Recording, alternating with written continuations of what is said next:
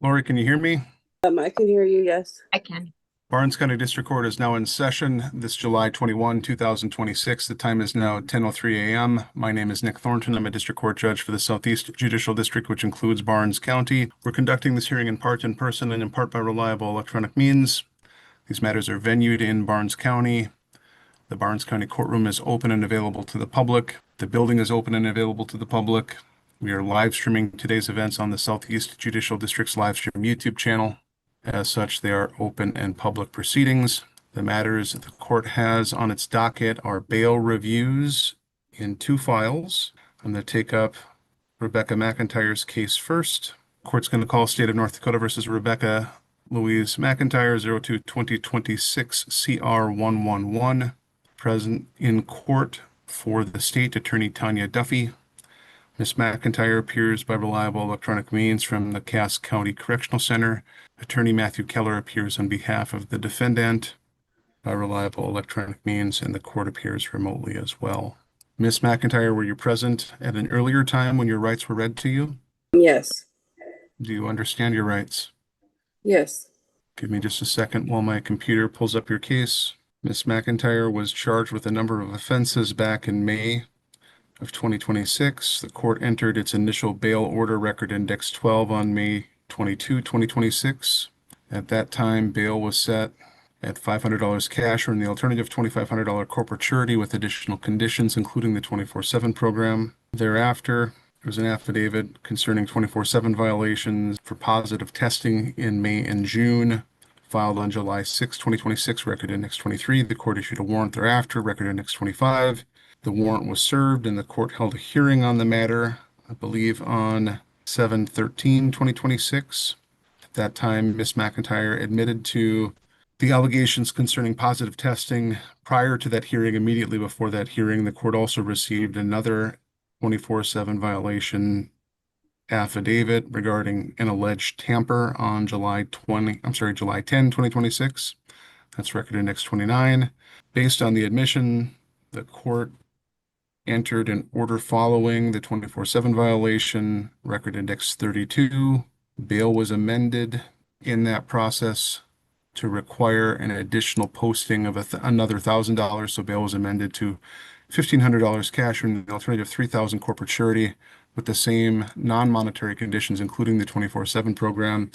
Ms. McIntyre had denied the allegation concerning tamper, and as such, the court also set an evidentiary hearing on the alleged tamper, record index 34. The hearing on that is set for July 27, 2026 at 10:30 a.m. Ms. McIntyre requested a bail review in the interim. The court scheduled that bail review as quickly as possible. That's why we're here today. Go ahead, Mr. Keller. Tell me what you think your client needs. Thank you, Your Honor. At the last hearing, there was some discussion about flight risk related to addiction, and I think I'll start out by addressing specifically Ms. McIntyre's alleged or purported flight risk. I'd note for the court that Ms. McIntyre's had over 10 cases in the state of North Dakota over the last 7 or so years. I've reviewed all those cases, and I would note that there was only ever one failure to appear warrant issued in any of those cases, and it was due to missing an initial appearance on a driving under suspension charge, which is a misdemeanor.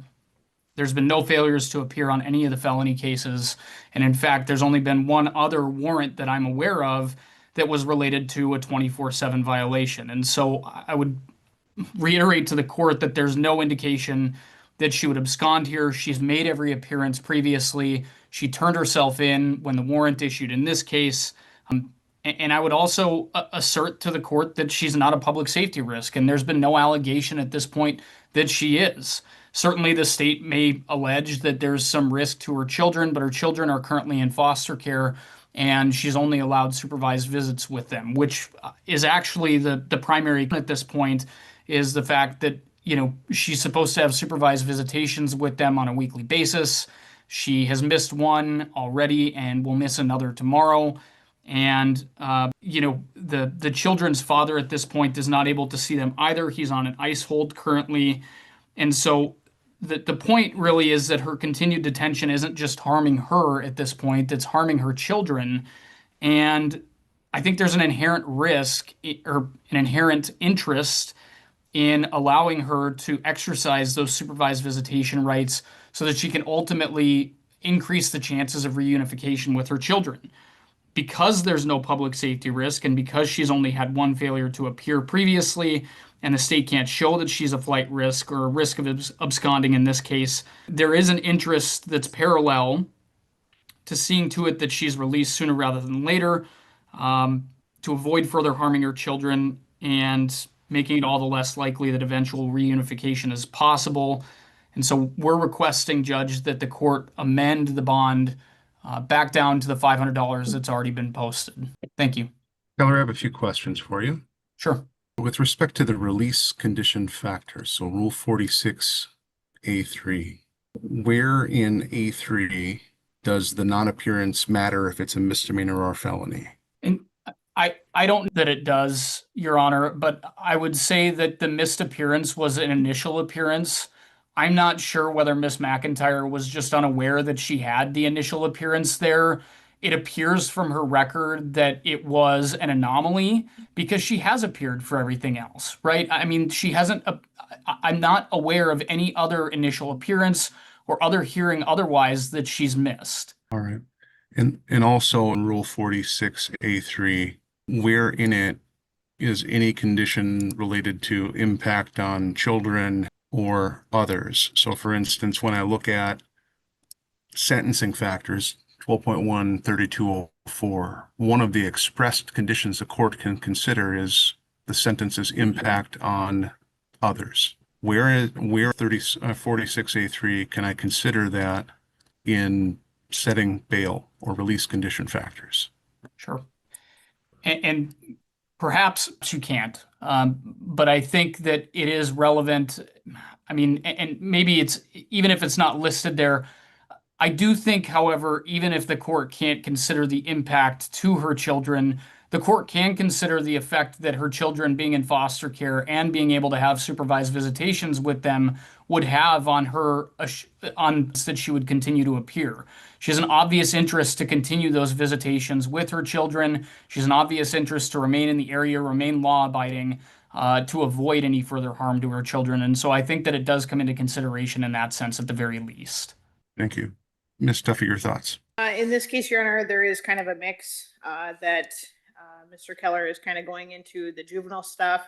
I don't intend on talking about the juvenile case, but I will just say categorically, when Miss McIntyre is out of jail, she's not necessarily attending all of her visits with her kids. So the argument that she needs to get out of jail so she can continue her visits with her kids, I think that lacks merit because she doesn't take the visits when she's out of jail. So I don't think that that's a consideration for the court. Her reliability, ultimately what I think the bail is set and is set to address. In this case, I think the requirement that she post an additional $1,000 is not unreasonable. I think she to this court over and over that she's consistently unreliable. She's often late to court to the point that the court has informed her that future tardiness will result in contempt actions.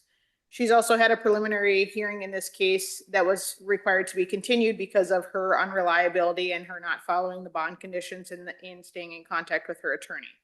I think she is consistently unreliable, and I don't think that that the bond that as it's currently set is unreasonable related to the nature and the circumstances of the offenses charged. They are serious offenses. Under A3, the weight of the evidence against the person, the state submits that the strength of the evidence in this case is very strong. I do agree that she has long-term ties at this point to this community. So I don't think that weighs against her in any way. She has several convictions over the last 5 to 10 years or so. More so within the last handful of years is her relative conviction rate. She does have out-of-state convictions, so I'm aware that she has ties to other states, including the West Coast, specifically Washington State. Her record of appearance under A3F at court appearance, technically she does appear in a tardy manner. So most of the time she is late. Most of the time she will eventually show up, but she shows up late. So If the court were to call her case first that day on the docket, if it happened to be first, most of the time she would have a warrant issued based on her tardiness. It's not usually 1 or 2 minutes. It's usually a 15 to 30-minute tardiness. So I do think she's generally unreliable. I don't think that the court's bail, as currently set, is unreasonable, and I would ask the court to keep it the same. Mr. Keller, any response or rebuttal? Thank you. I would just reiterate that reliability isn't listed as a factor under Rule 46 either. And as far as Miss McIntyre's alleged tardiness, the tardiness isn't the point. The point is that she's made every appearance that she's been asked to make, but for one.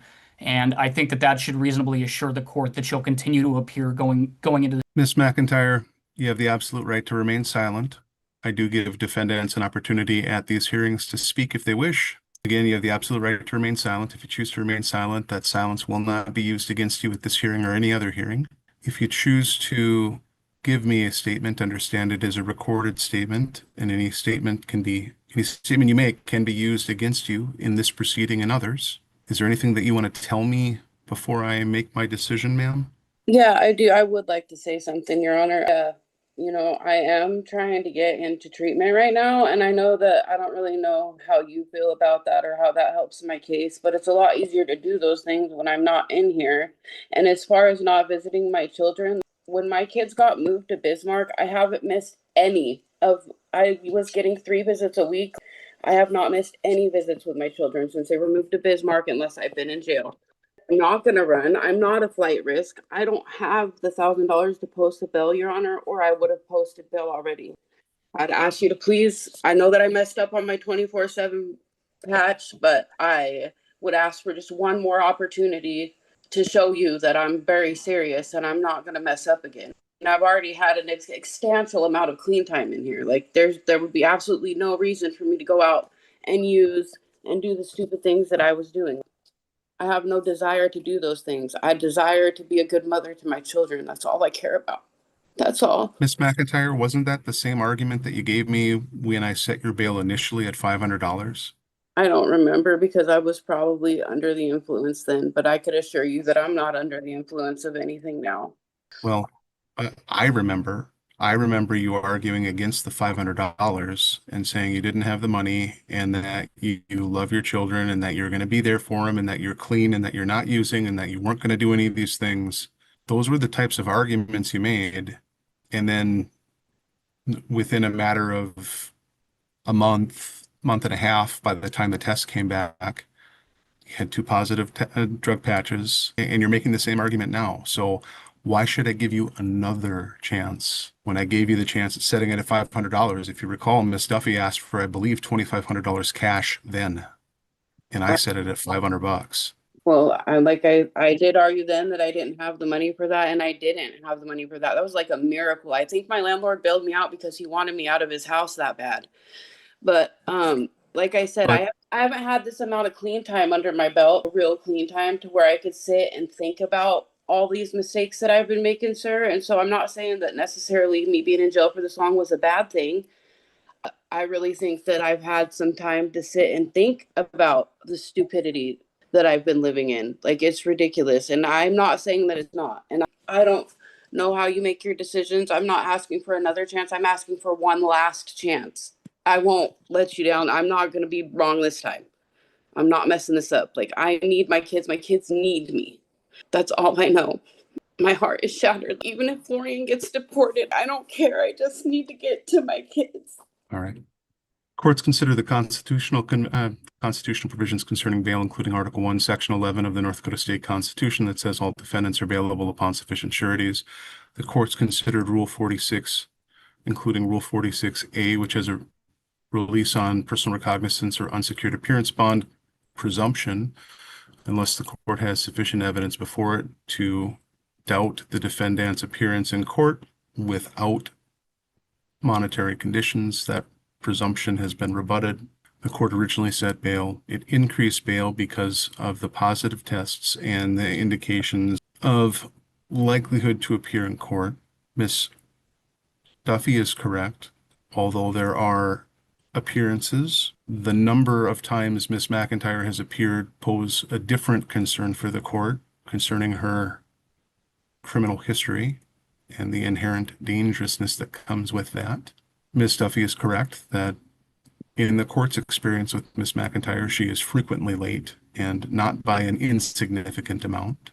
And I have warned Miss McIntyre that future failures to appear on time will likely result in contempt sanctions. Mr. Keller acknowledges there is at least one non-appearance in a misdemeanor case, but to me, it doesn't matter whether it's a misdemeanor case or a felony case, it's a non-appearance. And that weighs in favor of setting a bail sufficient but not greater than necessary to ensure the defendant appears. The court then turns to Rule 46A3, the release condition factors the court is authorized to consider by the North Dakota Supreme Court.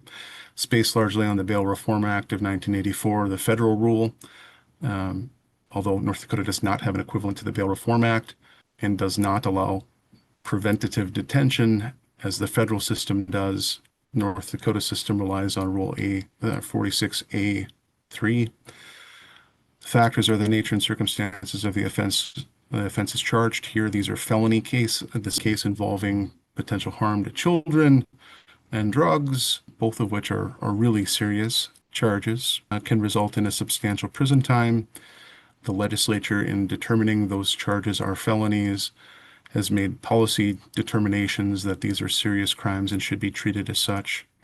The weight of the evidence against the person here, the court has received and reviewed the declaration of probable cause and making its initial probable cause finding. The court actually signed off on the search warrant in this case, so I received the same declaration more than once. So the court knows at least what is being alleged concerning the weight of the evidence against the person. The court notes Miss McIntyre is presumed innocent, and so everything is viewed in light of that presumption of innocence. Nevertheless, it is a sworn declaration asserting certain facts that demonstrate that there is a substantial amount of weight of evidence against Miss McIntyre. Miss McIntyre does have family ties and ties to the community. She does have ties to other communities, so that addresses factors C and D. Miss McIntyre does have a prior record of convictions. Mr. Keller acknowledged at least 7 cases previously. The longer the person's criminal history record is, the usually higher bail is set, not lower, but higher when a person has multiple convictions in the past, because it generally shows a state of lawlessness and disregard for the court's orders, which could lead the court to presume that the person won't show up when required. F, the person's record of appearance at court proceedings or a flight to avoid prosecution or failure to voluntarily appear at court proceedings. The court has already addressed factor F. And lastly, G, the nature and seriousness of the danger to any person or the community posed by the person's release. That factor here, Mr. Keller asserts that the defendant's children are the only people that might be in danger, and they're not in danger because they're in foster care or shelter care as a result of defendant's alleged actions in a juvenile proceeding. The court notes that those shelter care orders don't last forever, and in fact, they're intended to last the least amount of time as possible. The maximum period of time the court can enter one of those orders is 60 days. And so unless there's a permanency decision that modifies that shelter care order, they're designed to be very temporary in nature. The court also notes that these offenses, although some of them involve the juveniles as victims, others involve society as victims. Drug usage and possession does pose danger not only to the children, but also others in the community, including law enforcement, including neighbors, including others in the community, the general society and public at large. Because with drug use comes potential for overdoses. It comes with the potential for involuntary intoxication. Things laced with fentanyl kill people.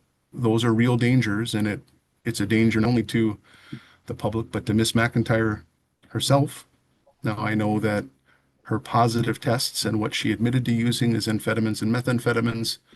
The court also knows that amphetamines are often cut with things like fentanyl. That's a really common thing that's going on in the world these days. That stuff is dangerous. It kills people. Amphetamines kills people. People that are under the influence of drugs like methamphetamines get behind the wheel of a car and kill people. Those are dangers that apply not only to Miss McIntyre, the children, but also others in the public. The courts weighed and balanced those factors. I don't think the bail is categorically unreasonable, although it might be unaffordable for Miss McIntyre. The Constitution does not require bail to be affordable. It requires it to be reasonable under the facts and circumstances of the case. That comes from Stack v. Boyle. It's a famous U.S. Supreme Court case on the Sixth Amendment and on the right to bail. Here's what I'm going to do for today. I'm going to amend bail. The only thing I'm going to amend is the cash amount, and it won't be to what Miss McIntyre requests. It will be to something in between. So Miss Duffy requests bail stay the same at $1,500 cash or $3,000 corporate surety. I'm going to amend bail to $1,000 cash, of which $500 has already been posted, and $3,000 corporate surety. All other conditions in the previous bail order remain in the same form and effect. Any questions, Miss McIntyre? No, sir. So that's what the court's order is. You do have the right to a bail review if you remain in custody for longer than 48 hours following today's hearing, but that's what I feel comfortable doing to ensure you appear in court. I find that amount reasonable and sufficient, but not greater than necessary to ensure the defendant's appearance in light of the previous issues the court has had with Miss McIntyre and her likelihood to appear. Anything else, Miss Duffy? No, Your Honor. Anything else, Mr. Keller? No, thank you, Your Honor. All right, that matter's adjourned. Thank you. Have a good day. Next matter the court is going to take up. So bring us money and. Judge, before we call the case, I apologize. I'm gonna have to log off here. I've got a 10:30 in Kidder. So this last one long and I gotta go. So I can certainly reach out to Brandy and see if we can reschedule this. So my apologies, but I gotta go. All right. Well, we're not going to call State v. Kemp then. That matter's adjourned. Have a good day, Mr. Sandus. Yep, my apologies, but we'll get her circle back again. Thank you, sir. All right. Bye. Off the record. And with that being said, do you have any opening statement that you'd like to present before we get to the cross-examination phase? Yes, Your Honor, just briefly, we just want to make it clear that, again, my client has not been allowed any contact, not even so much as a phone call, with both minor children since August 10th of 2000. So we are going on 9 months with no contact, no phone calls, nothing.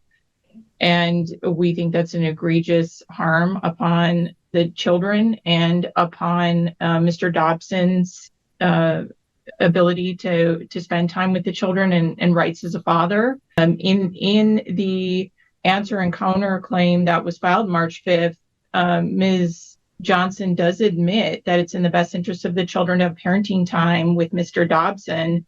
So it's very puzzling that here we are still 2 months after that filing even, where she still is not allowed so much as a phone call with the children.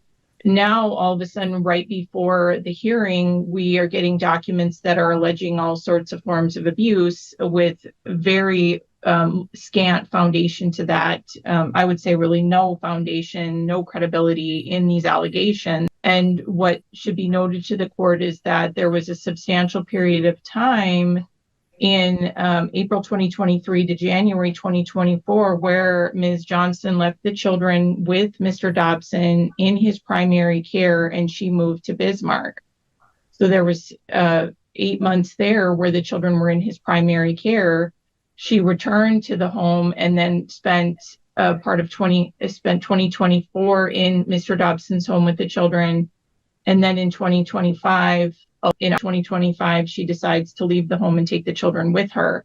There's some references to incidents that happened between the two of them, but again, she has not presented any evidence to support allegations of domestic violence.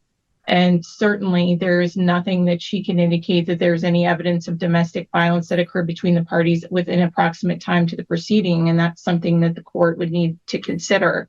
And it's also very sad that when Mr. Dobson tried to drop off presents to the children in December of 2025, that Ms. Johnson called the police and tried to make it out to be that he was somehow harassing or threatening her, which none of that happened. There was never a restraining order that resulted from this. And even though Mr. Dobson tried to see the minor children that day, tried to deliver presents, he was refused any contact with the children again.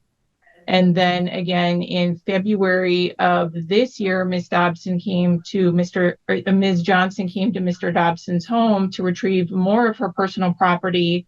He allowed her to do that. He allowed her to even take beds for the children. And he already retrieved property back in August of 2025.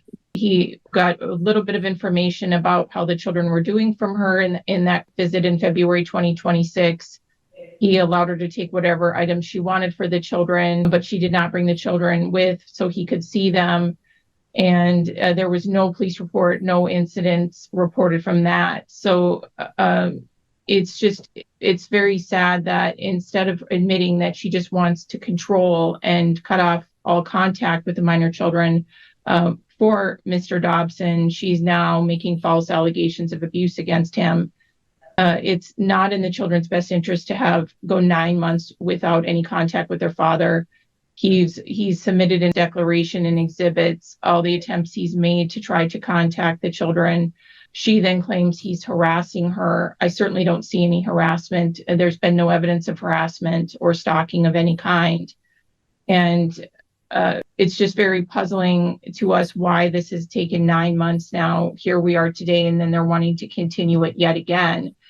And then the counsel referring to any contact that Mr. Dobson would have as visitation is a very antiquated term. That would be parenting time. This isn't a zoo. We aren't visiting animals. This is about children.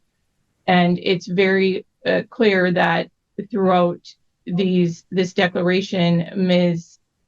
Johnson is doing everything to malign Mr. Dobson's character rather than focusing what's on the best interest of the children. And in her untimely declaration, she still does not state what she believes would be in the best interest of the children for parenting time.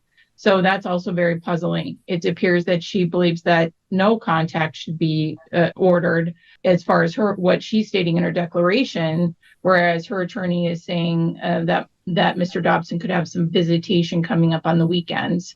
We believe our proposed parenting plan is in the best interest of the children. The children are 10 and 5. They know Mr. Dobson, even though there's been a substantial period of time without contact, but it would be in their best interest to be able to have the summer with Mr. Dobson. And he has proposed parenting plan. This would give him makeup time.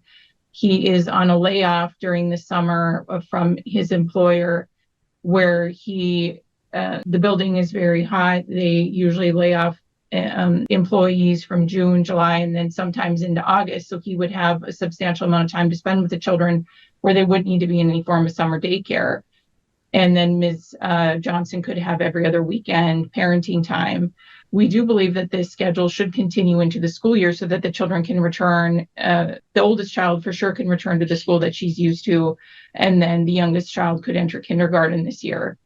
We are lacking any information of where the children have been other than a potential address that Ms.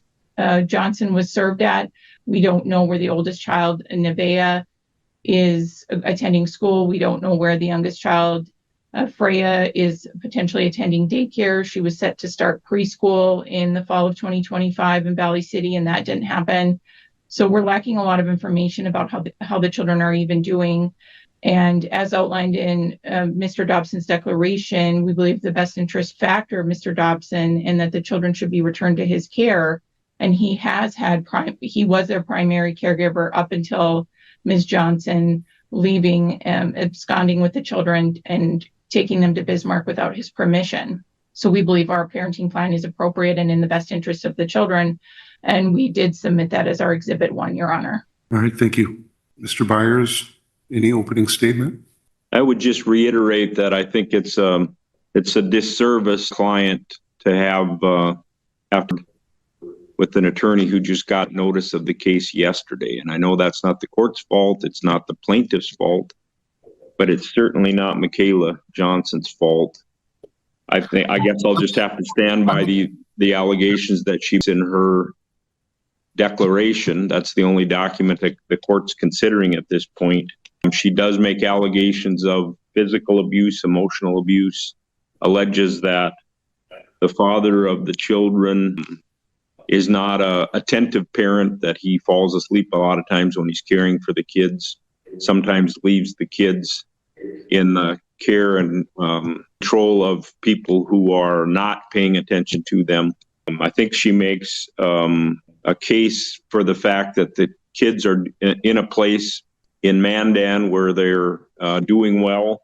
And so I don't think it's in the kids' best interest to necessarily uproot that, and certainly not in the children's best interest to be uprooted and have everything change without the court having a better handle on what all the evidence is that I'm not able to provide, having been asked to step in yesterday. That's all. The court has already ruled on the request to continue. Yeah.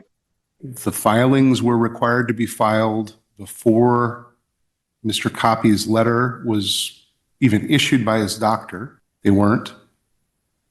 Even after the letter was issued, there was a 7-day delay in notifying the court of the issue. The rule is quite clear that I am required to hold the hearing within 30 days of the motion being filed. The allegation is that there has been no contact with the children since August of 2025, and the children were substantially uprooted at that time. This matter is not about whether Mr. Copy is or isn't able to practice law. It's not about Mr. Dobson, and frankly, it's not about Ms. Johnson either. It's about the children. And so I am not going to continue the matter. I don't think the rules allow me to continue the matter. There's been an objection with respect to any continuance. The court granted an extension, which was stipulated to by Mr. Dobson. I understand Mr. Copy's concerns, and I am empathetic towards Mr. Copy's condition and situation. I am also empathetic and understand Mr. Byers' concerns. I have been put in that position as substitute counsel last minute too. I understand how difficult it is. That being said, the matter is going to proceed because it is in the best interest for the children for the court to proceed. And I think the rules require it. And so that's been and that's my decision now. So any request for continuance is denied. We're going to move forward today. Ms. Brazel, do you intend to cross-examine any witnesses? Yes, Your Honor, I would intend to cross-examine Ms. Johnson on her declaration. Ms. Johnson, please raise your right hand so I can see it. Ma'am, for the testimony you're about to give, do you swear to tell the truth, the whole truth, and nothing but the truth, so help you God? I do. You can lower your hand, and I'll want you to state and spell your full name for me. Michaela Johnson, MaKayla And Ms. Johnson, the acoustics in my courtroom are not fantastic. So if you can be really loud and intentional with the way you're speaking, I would appreciate it. No one's going to be mad if you're yelling. It's so everyone can hear and the record is clear. So speak is in your outside voice, if you would, please. Yes, sir. My voice just might be shaky then. I understand. So just speak as loudly if you can, as if I can't hear, I will ask you to speak up. Okay? Okay. Ms. Brazel, go ahead. Please state your name for the record. Michaela Johnson. You submitted a financial statement and affidavit to this court. Do you recall that? Yes. Okay. And then this financial statement and affidavit, index number 49, is dated May 6, 2026. Do you recall? I don't recall the specific date, but I do know it was before any of the deadlines for sure. So you don't know if you signed it on April 6th or if you signed it on May 6th? If it was in April, it would have been late April, but I'm pretty sure it was May. I just can't for sure tell you it was May 6th. And according to this, affidavit, it appears you are unemployed at this time. Is that correct? Yes, but I have been searching for jobs for the past 4 or 5 months. Did you have a job upon moving to Bismarck? No, I've been prioritizing my children's care and stabilization and stability. Do you move to Bismarck on August 10th, 2025? No, I moved to Bismarck August 12th, 2025. And since your move to Bismarck, August 12th, 2025 to the present, you've been unemployed that entire time. Is that correct? I have been volunteering and participating in programs that provide some money. Otherwise, I have had assistance with friends and family. They have helped me out. What employment have you had since your move to Bismarck to the present? Employment, none. In volunteer work, I have had 2 different volunteer positions. So you do not have a job where you are paid a wage. Is that correct? Not currently. I have been searching. I do have evidence of that. I did submit that. And you're saying that you receive childcare assistance of $385 a month. Is that right? I did, yes. Are you still receiving that childcare assistance?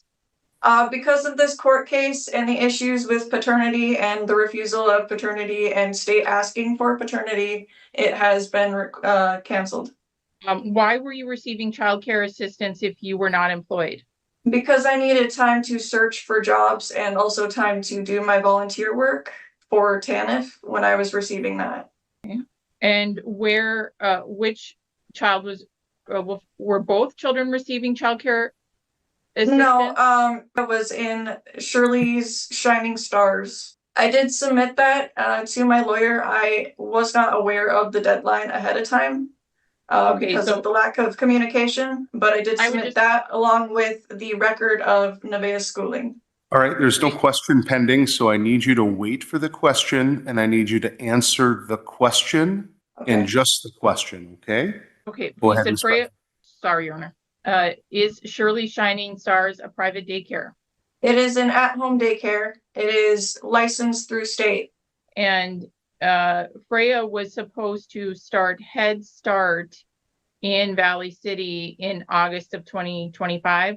Is that correct? It is correct. I did attempt to apply her at Head Start here as well. It did not work out.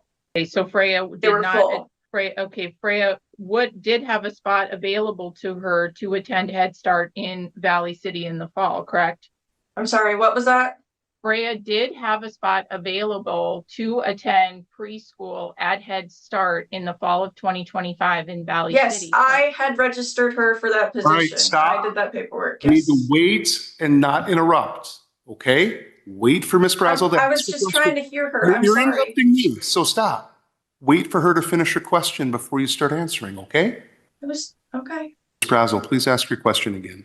Freya there was an open spot available for her to start Head Start in the fall of 2025 in Valley City, correct? I believe so. And when you moved to Bismarck, Freya did not start a Head Start program in Bismarck Mandan area. Is that correct? Correct. With Nevaeh was supposed to attend school in Valley City in the fall of 2025, where she had previously attended school. Is that correct? Yes. Then you moved in August of 2025 to Bismarck. Where did Nevaeh start school? Roosevelt, where she's been since. And is Roosevelt, let's back up here. When you moved, did you move to Bismarck or Mandan? I was in Bismarck for a time living with my dad until I got an apartment a month later. So you were in Bismarck living with your dad for a month. Is that correct? Yes. And then you got an apartment in what was that, in Bismarck or Mandan? Mandan. Is Roosevelt in the Bismarck school district or the Mandan school district? Mandan. And Nevaeh had never attended school at Roosevelt previously. Is that correct? Correct. This apartment that you moved into a month after you moved to Bismarck, are you still living in the same apartment in Mandan? Yes. What is the address? You moved to Mandan. Did you tell Brandon where you were living? I was told no, because I was told by police not to tell him where my address was. Non-responsive and hearsay, Your Honor. Move to strike. Sustained and sustained. So you did not tell Brandon where your residence was when you moved to Mandan, correct? Correct. And you did not tell Brandon where Nevaeh was going to school. You did not tell Brandon where Freya was going to daycare. Since your move to Mandan, have the children, let's start with Nevaeh, has she seen a pediatrician? Yes. How many times? She had her wellness checkup. For wellness check for what? Her general wellness checkup once a year. Was that for her 10-year birthday? It was for what was needed. She hadn't seen the doctor in a while, so I had her go to the doctor. It was her 10-year wellness checkup. Was this a new doctor that she had never seen before? No, she saw this doctor as a baby. Did you tell Brandon about this appointment? No. What is Nevaeh's date of birth? Did you allow Brandon to celebrate Nevaeh's birthday with her this year in January 2026? No. With Freya, has she seen a pediatrician since your move to Mandan? Yes. Yes, she has. Is that the same one as Nevaeh? Yes. How many times has Freya seen this pediatrician? The same amount as Nevaeh once. She had her 4-year wellness checkup. What is her date of birth? She is 4, not 5. Did you tell Brandon about this appointment? No. Did you allow Brandon to celebrate Freya's birthday with her in December of last year? No. When you first moved to Mandan, did you allow Brandon any phone calls with the children? No. Since your move to Mandan, have you allowed Brandon any phone calls with the children? No. Since your move to Mandan, have you allowed the children to spend any time with Brandon? No. In December, Brandon came to your residence to drop off presents for Christmas presents for the children, correct? Correct. Did you allow the children to spend time with Brandon when he came to drop off the Christmas gifts in December of 2025? No, we were all scared. You're saying you were scared, is that correct?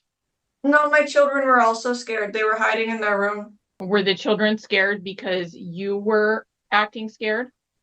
No, the children were scared because there was nobody supposed to be knocking on our door. Did you tell the children that it's their father and he'd like to see them? No, because he shouldn't have been there. He wasn't invited. He wasn't supposed to have my address. I never gave that to him. Did you, Brandon ended up leaving presents there, correct? Yes, it was 2 blankets and 2 exact of the same stuffies. They're in a corner somewhere. Did you give those presents to the children? Yes, I did. You called the police? Because he told me he refused to leave. Brandon was saying that he wanted to see the children, correct? Yes, and I said that he was supposed to wait for my dad to respond because he had texted my father. He was supposed to drop off the Christmas presents with him. Before my dad had the chance to reply, he showed up at my doorstep and beat on the door, refused to leave until he saw the kids. I called my dad and he told me to call the police. So when the police arrived, it sounds like the police talked to both you and Brandon, correct? I believe so. I don't know. I didn't open the door until the police came. And Brandon left at some point after the police came, correct? At some point, yeah, it did take a while. You understand that Brandon wanted to see the children? I understand. That Brandon hadn't seen the children at that point in 4 months. I understand that. I'm not trying to get in the middle of their relationship with each other.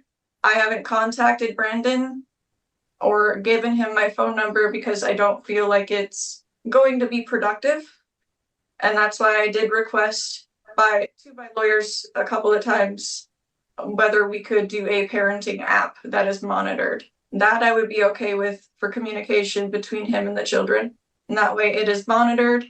Nothing becomes out of pocket. Everything is pertaining to the children. But you understand that Brandon wanted to see the children in December, but you did not allow Brandon to see the children in December when he dropped off gifts, correct?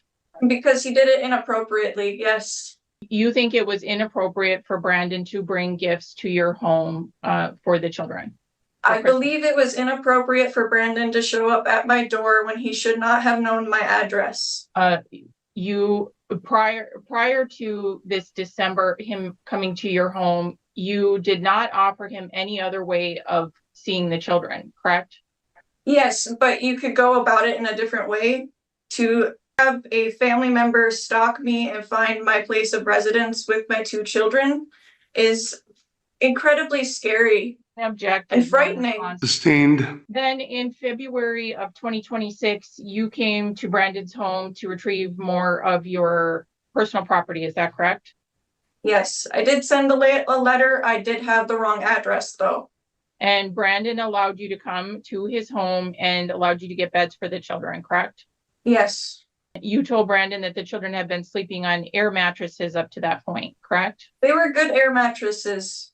Yes, But you asked for Brandon's mattresses for let me just rephrase that. You asked for the children's mattresses that were at Brandon's home. so I did pay for one of them though, correct? And Brandon allowed you to take those mattresses, correct? Yes, The police weren't called during this personal property exchange, correct? everything remained civil. I did have a third party there as a mediary. Everything remained civil in February of 2026 when you went to get your personal property from Brandon, correct? Because I had a third party, yes. Had it just been me, I don't know. Who was the third party? Chaskey Old Rock. Sorry, can you say that name again? Chaskey Old Rock. And that is the person sitting with you in that conference room, is that correct? Yes, And is that person a friend of yours? yes, Are you in are you in a romantic relationship? no, And at your current residence, how many bedrooms are there? 2. Do the children share bedroom? Yes, they have a bedroom to themselves. Are you in the other bedroom? Yes, Does anyone else live with you? no, Are you in a romantic relationship with anyone? no. Do you currently have a driver's license? I am in the process. Do I you have a currently permit. have a valid driver's license? No, So how do you transport the children to school or in daycare? Nevaeh takes the bus. I walk Freya. It's not that far. How do you get to other places such as the grocery store? I have family and friends. I have lots of familial and friend support. They drive you where you need to go. If needed, yes. So if a Brandon is awarded any parenting time with the children, how are you going to be able to do any of the transporting for parenting time? And I just need to know ahead of time. And then you'll have a family member help with family member or friend help with transportation? Yes, until I get my license. It is soon, I will. Do you have a driver's permit?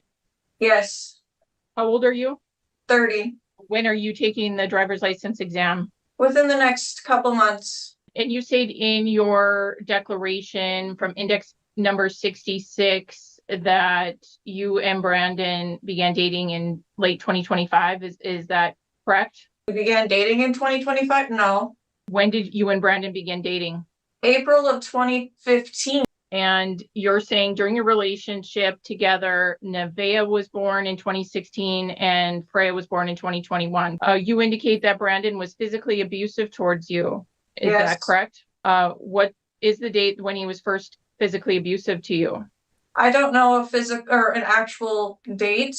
I can tell you the first time he got physical with me and not just intimidation or threatening behavior was, I want to say, early 2022. So you're saying the first time he got physical with you was in early 2022. Yes. You had said that he would damage property. What's the first instance of him damaging property? Oh, he would bust random pieces of wood. He would burn things. What's the first instance of him damaging what's the first instance of him damaging your property? My property, personally, Yes. He smashed my phone on the edge of a bookcase to prevent me from recording. Is that so? The first incident, is that what you're referring to as far as? No, that's not the physical abuse. So you're saying he smashed your phone one time, and He smashed When- my phone once. He's taken it away multiple times. you and Brandon had an on again, off again relationship for many of the years of your relationship. Would you agree? Yes. You referenced that Brandon had an airsoft gun. Do you agree that Brandon got rid of the airsoft gun when you asked him? to get rid of it? I don't know. He has a tendency of hoarding things I tell him to get rid of. So I don't know if he actually got rid of it. And then as far as him having any other gun, he did not purchase any other handgun until 2023 after you broke up, correct? Yes, while he was with my children. And did Brandon tell you that he got a handgun for safety reasons? No, he just said he got one because he wanted one. He wanted to go shooting. Are you aware that Brandon kept it locked? Not always. Well, did he keep it up and locked and safe from the children? Usually, yes. The gun, not the knives. Yes. Well, I'm talking about the gun. Let's back up. Did Brandon? The gun, yes. He had it in a box. Stop. It was not always. Stop. I'm not trying to. I'm sorry. I've let it go on a long time now. You have repeatedly interrupted Ms. Brazel. You need to wait for her to finish the question before you start answering. She will wait for you to finish your answer before she asks her next question. I don't want to say it again. Ms. Brazel, please ask your next question. So Brandon kept the gun in a safe away from the children, correct? You're stating that Brandon would pull a firearm out during arguments. Is that correct? We would be in the, yes. Is it the handgun that he purchased in 2023? Yes. How many times did he pull out a handgun during an argument? He did it twice early on in 2024, I believe. Did you call the police? No. Brandon hasn't been arrested for any charges related to firearms, correct? Not that I know of, but I don't know his record, admittedly. And you're indicating that Brandon you said he left knives around the residence and would pull knives out during arguments. Is that correct? Correct. Were there times that you and Brandon would be arguing and he would be cooking in the kitchen with knives? No. Did you call the police at any time when he would be using a knife during argument, as you say? No. You referenced an incident in October 2022 where you say Brandon physically assaulted you during an argument. Was this an argument where you were wanting to leave, but Brandon wanted you to keep the phone there because he paid for it? No, that was not the incidents. You indicate in your declaration that there was the phone got smashed. Is that correct? Yes. Did you call the police during this incident? I might have. I don't know for sure. Were there any charges that ever resulted from this incident? No, it's always been domestic disputes. Were the arguments, did Brandon get upset with you because he would be working all day and he'd come home and he'd have to start cleaning the house? No. You never had arguments about Brandon being exhausted and you saying that you needed me time, so he needed to start cleaning the house and take care of the children? We had arguments, but that was not the result of it, and that was not the start of it. That was part of the argument, yes. So you agree that there were arguments between you and Brandon due to you staying at home and not cleaning the house, correct? That's debatable. Do you agree that Brandon provided the majority of the financial support for you and the children during your relationship? Yes. And you also referenced an April 13th, 2023 incident where you said that there was disagreement between the two of you and there was some damage to the door frame during that incident, correct? Yes, Brandon had busted the door frame open. And did you call the police during this incident? No, the children were sleeping. You ever gotten angry with Brandon? Gotten angry, yes. Have you ever called Brandon names? Yes. What sort of names would you call Brandon? I'd call him dumb. Anything else? Whatever he had called himself. Well, what other names would you call him? I can't remember. It's been months and it had been years and years of a relationship. I don't remember. Were you at times mean to Brandon? I was mean back, yes. Did you ever hit Brandon? Not unless it was self-defense. Did you ever hit Brandon? Not unless it was self-defense. So that means are you saying that you did hit Brandon? I'm saying I defended myself if I needed to. Did you hit him in the face? No. Did you hit him in the body? No. Did you push him? No. I would try to get out of the doorway. He would block the doorway. Did you ever assault him in any way? I don't think so. Did you ever throw anything at him? No. All right. In April of 2023, you say that you packed your belongings, and it sounds like you moved out of the residence you shared with Brandon and the children. Is that correct? To be completely honest about that situation, he had started packing my belongings for me and then told me I had to leave. So I felt like I had no choice. Did you move out of the... I did move out because I felt like my safety was threatened, yes. And you left the children with Brandon in April of 2023, correct? Knowing that I would come back for them, yes. Okay. So, and then you were moved out of the residence that you shared with Brandon and left the children with him from April of 2023 to January of 2024, correct? I believe so. I think it was early February of 2024 that I moved back officially. Okay, so and where were you living? I was living on my own in Bismarck. And during I that got time, an apartment. Sorry, I'm sorry, I didn't mean to interrupt. You got an apartment by yourself? Yes. Were you living with anyone else? No. Did you move for a job? I moved for job opportunities. Did you get a job? I did. How long what job was that? I worked a cook at Edgewood Estates for $18.50 an hour. Sorry, Sorry, how what? long? I believe it was about 6 months, 6 or 7. And then during that time, the children resided with Brandon from April 2023 to February 2024, correct? Correct. They were down for visits. Brandon would bring the children to you for visits, correct? Twice I did go visit them, but yes. Brandon would allow you phone calls with the children as well? Is that correct? For the most part, not always. You said Brandon would bring the children to you for visits. Yes. Okay. Would you say that you would have, during that time frame, did you have every other weekend parenting time? No, not every other weekend. It's whenever it was convenient for him to bring them down. It was winter time, so it was kind of hard to travel. And you're saying that you only went to see the children twice during that time? I was only able to, yes. Is that because you did not have a driver's license? Driver's license, and I was busy with work. During that time frame, did you ever make any reports to Child Protection Safety because you felt like the children weren't being cared for by Brandon? No, but I should have. Did you ever call the police because you were concerned about the children's welfare? No, I felt like that would be traumatizing to them. Then you returned to the residence in Brandon's residence in 2024 and stayed there for the next year and a half until approximately August of 2025. Is that right? Yes. The time you would leave the children alone with Brandon, correct? I'm sorry, what?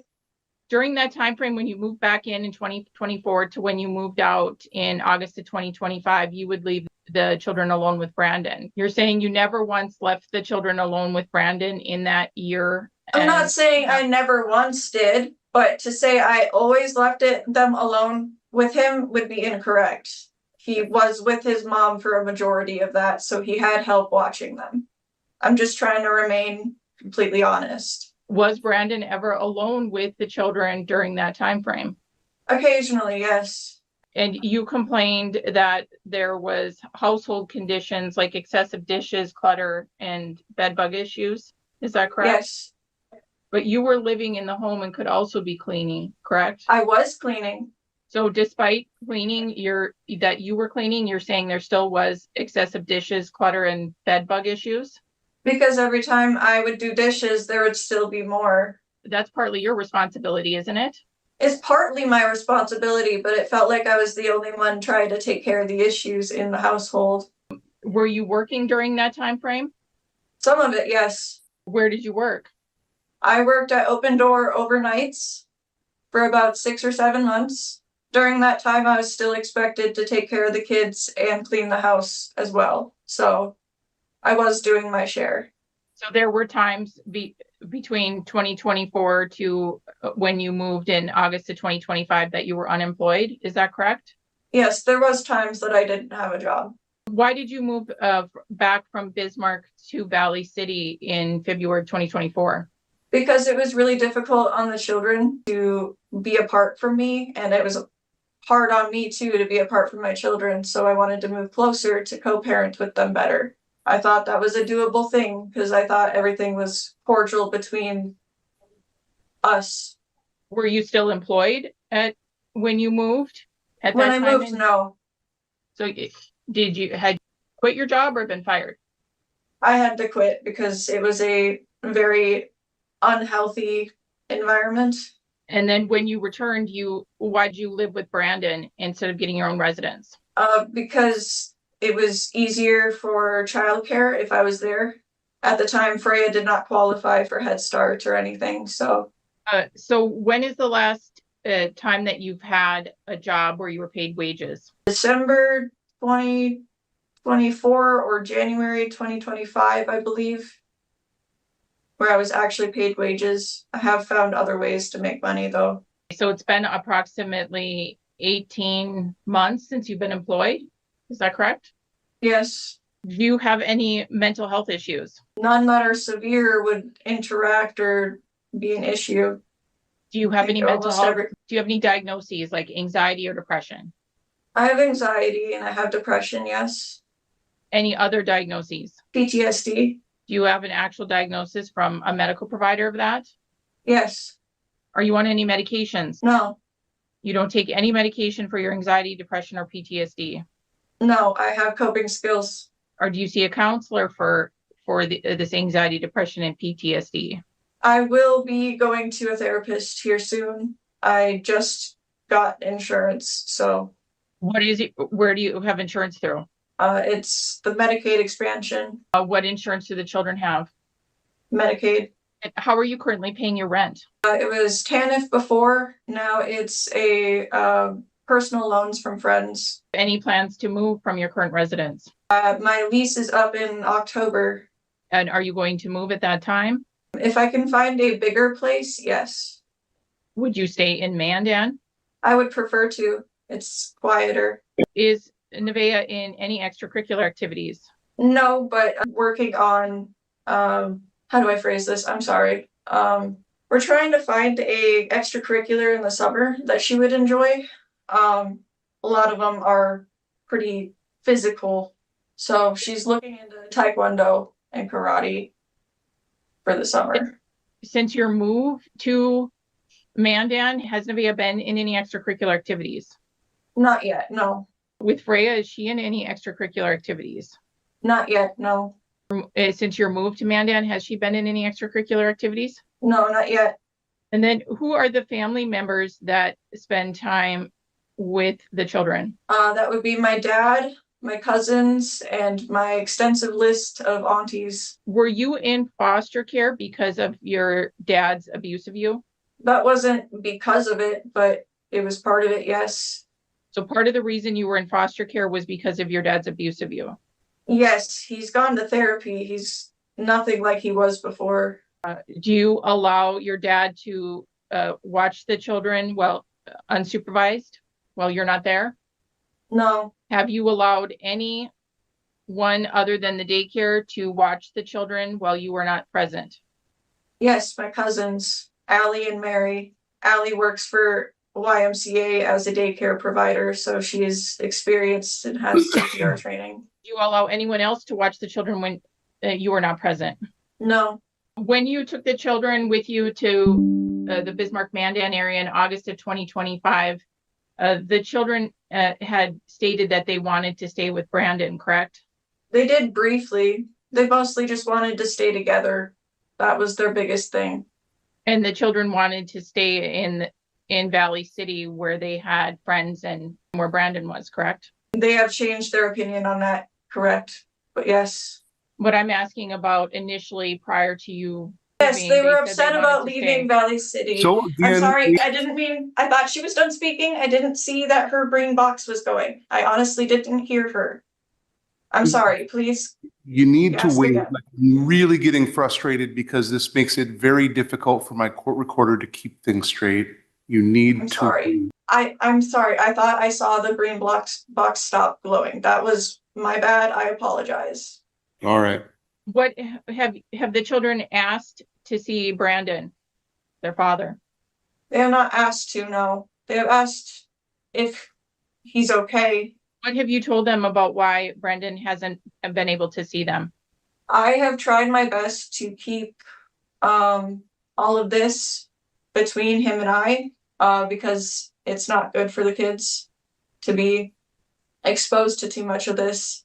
I did tell them that their dad and I do not get along well, that their dad does not always treat people the best, and that he needs some space, and that he loves them very much, and that he misses them, and that I'm not trying to take them away from him, but we're trying to figure it out in the best way that we can. Would you agree you did take the children away from him? I agree, I have kept them away from him longer than I needed to, longer than I was meaning to. Longer than I meant to. Did you agree you kept them away from him for 9 months? I agree, yes. That was not my intention. But that's exactly what happened, isn't it? I'm aware, but as I said, it was not my intention. What was your intention? My intention was to try to get this resolved. I've been trying to find a lawyer for some months before all this. Brandon just happened to find you before I was able to obtain a lawyer. I wanted to get this all sorted out through the court system, and that way there was no shady business from either side of us. There was no trying to twist the kids on each other. There was none of that. I wanted it to be done as cordially as possible and as effectively as possible. I do apologize for it taking this long. It was not my intention. What I have always wanted was communication between him and I that is effective and based solely on the kids and kid focused, and to be able to communicate about them and their well-being. But you have blocked him on your cell phone, correct? Correct, because I am not confident that him and I can keep it solely about the children. Because before when we tried this in 2023, it did not work out well. That's how it went off the rails. So I was trying to avoid that happening again. But Brandon did reach out to you, and he submitted exhibits saying he misses the girls, and he just asked you to at least have them call and talk to them. I did not receive those texts. He had been blocked already before I received those. And you didn't make any attempt. What about calling him on your else's phone so that children could talk to him? Why didn't you do that? Because I didn't want to involve somebody else in what was going on between him and I. That was messy. You could set up a FaceTime that wouldn't allow him to have your phone number, correct? I don't have FaceTime. I don't know how to do that.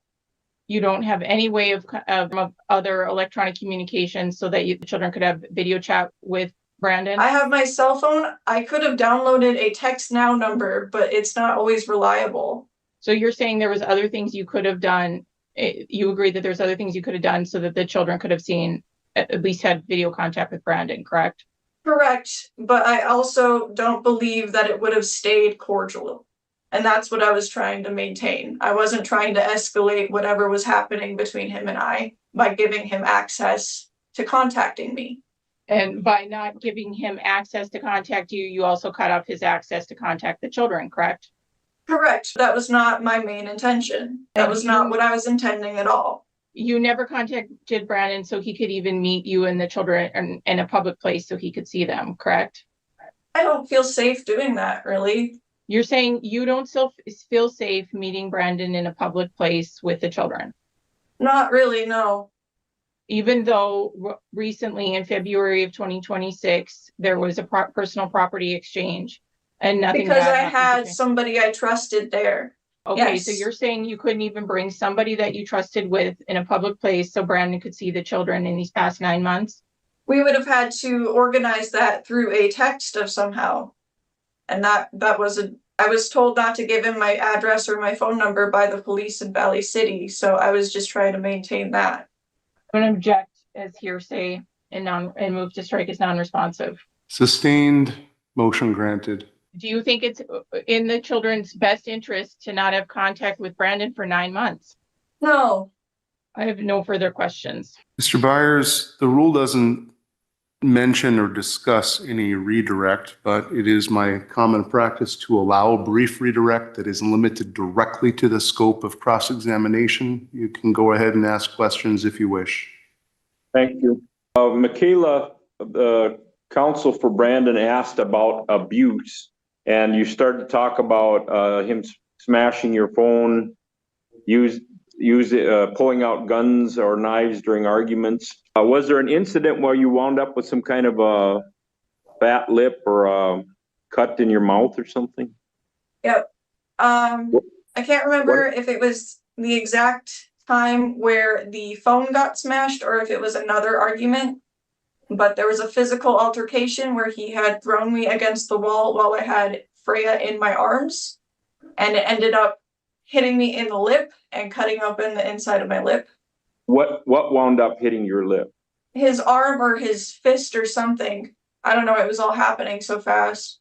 And your insistence on not giving out your address and your telephone number, you're indicating that part of the reason you did that because the authorities told you to do that. Yes. Objection, hearsay. Sustained.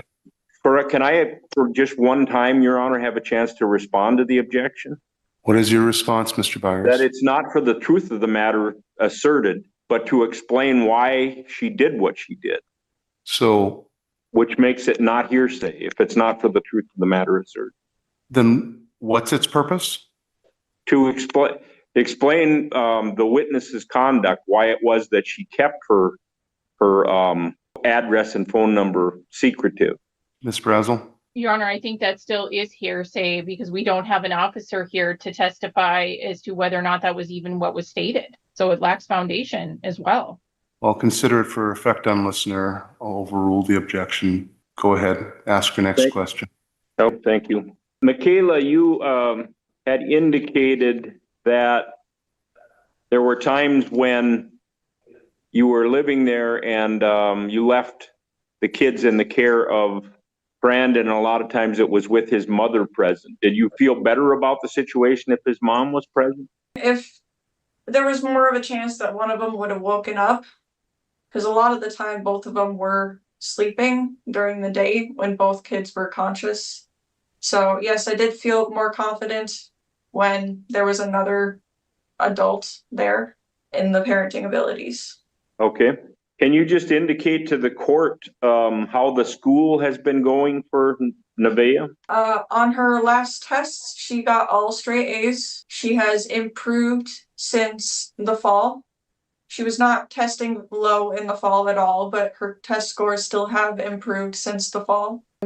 The last parent-teacher conference I had with her teacher, Mr. Peterson, he indicated that she has been doing wonderfully in all of her classes, that she loves doing all of the reading assignments, and she's very passionate about science. Hearsay.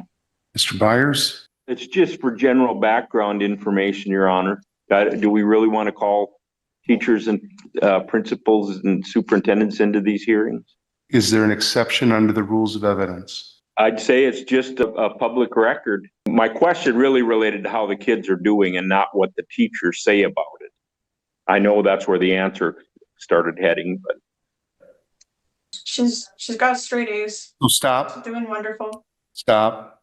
So objection sustained. It's not a public record. Educational records are protected under both federal and state law. It's not a public record. It is offered for the truth of the matter asserted, not by the question asked by Mr. Byers, but the answer of Ms. Johnson. So the objection is sustained. Go ahead.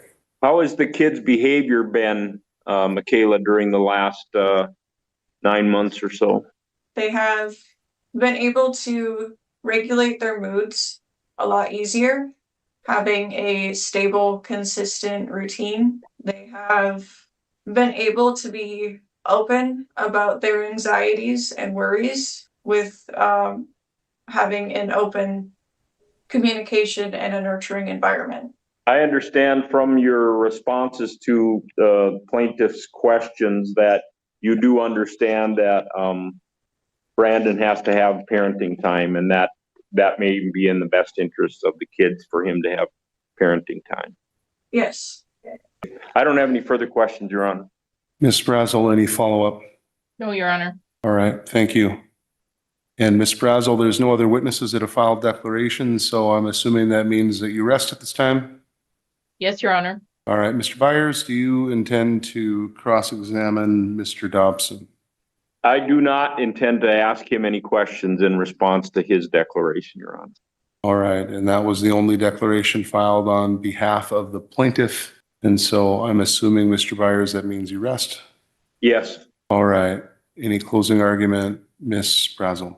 Well, typically, Your Honor, there would be a cross-examination on my client's declaration, which would then allow me some redirect, which would have allowed me some opportunity to address some of Ms. Johnson's allegations. But my client, I believe Mr. Dobson, could explain a lot of these circumstances very well in his redirect, but I realize we're here on an interim and this declaration that was untimely was allowed in, and I understand the reasons.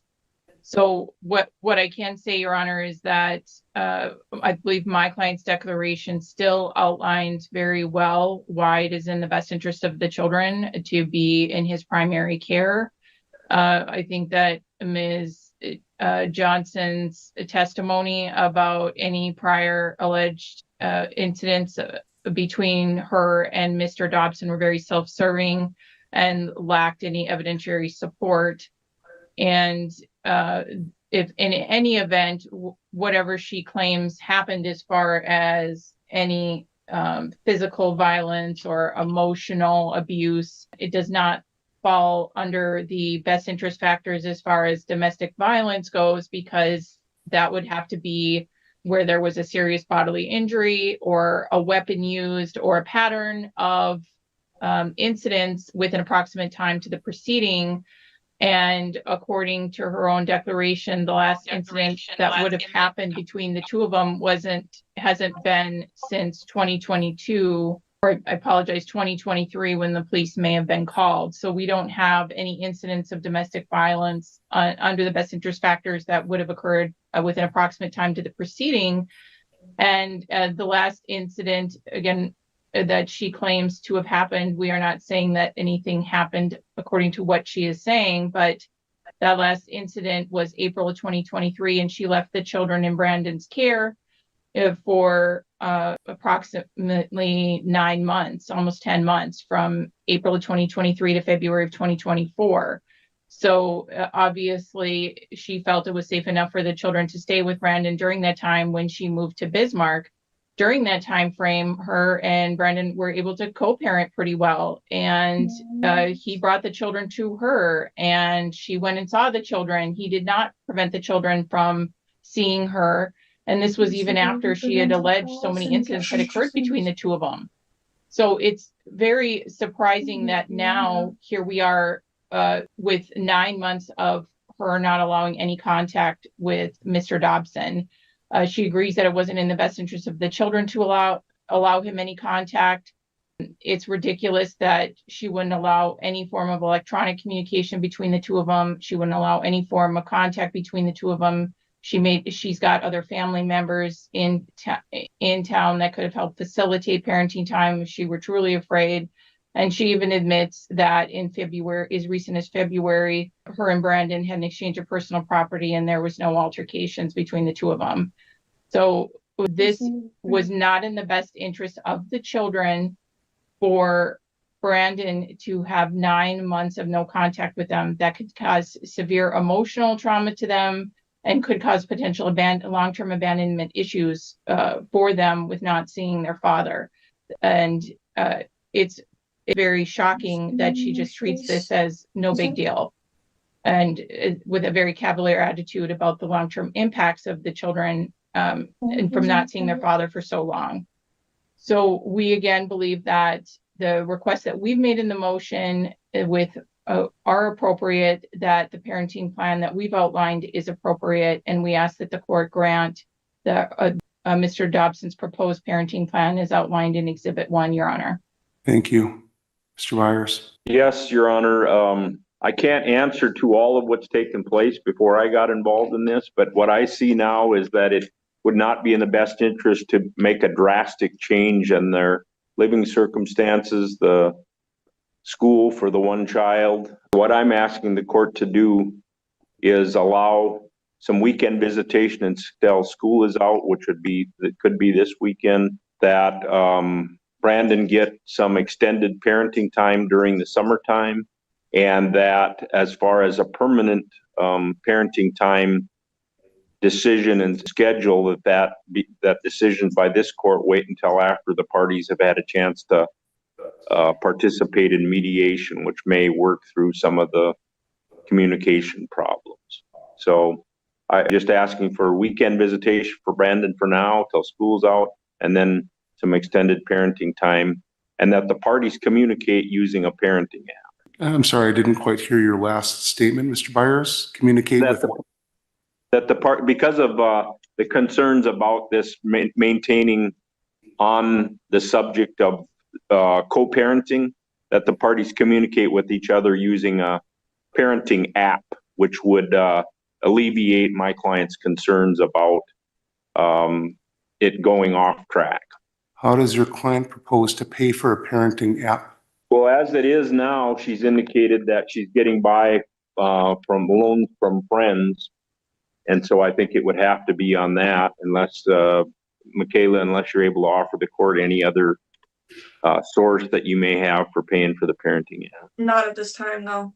And Your Honor, on that, the best app typically is Our Family Wizard, and those charges vary, but they're usually around $144 a year, approximately $12 a month per person. And that's for a very basic plan. To have sometimes additional features, it can be more expensive. Both party, I know my client doesn't have extra money to put towards a parenting app with all the attorney's fees he's expended. And it sounds like Ms. Johnson also doesn't have any extra funds to spend on a parenting app. And I just failed to see why there needs to be a parenting app in this case, because Ms. Johnson never put in any evidence of any harassing text messages. We don't have any. There's none. There's no nasty text messages between the two of them. So I don't understand why there would have to be an extra expense. I mean, this isn't a case where I've seen pages and pages of people, calling each other horrible names in text messages. She's presented zero evidence of that. So it just doesn't seem like it's even necessary. Thank you. Mr. Byers, anything else in terms of closing argument? No, Your Honor. Thank you. Ms. Brazel, any rebuttal? I probably jumped the gun there a little bit, for lack of a better term, Your Honor. That was basically what I was going to just say. Is I understand that sometimes they can be helpful in cases where there's been a lot of hostility between the parties, but I haven't, Ms. Johnson hasn't provided any evidence of that. And my client certainly hasn't indicated there has been any text messages between the two of them where anything has gone off the rails. So I still think text messaging and cell phone communication between the two of them is still the best option. I would certainly advise my client to be civil at all times. And while the parties are being monitored by the court and the attorneys, I don't think it's necessary to instill yet another an expense on them. All right, thank you. The court in interim motion proceedings under Rule 8.2 concerning parenting rights and responsibilities and residential responsibility and parenting time is required to consider the children's best interest factors set forth in North Dakota Century Code Section 1409 6.2. With respect to the court's findings, the court is going to enter an interim order today orally, and then I will have one party prepare a proposed interim order that's consistent with the court's oral findings. And Ms. Brazel, because you are the attorney that asked for it, I'm going to ask you to prepare the document. With respect to the findings, I'll have you just simply say the best interest factor analysis was put forth on the record and it's incorporated in this order.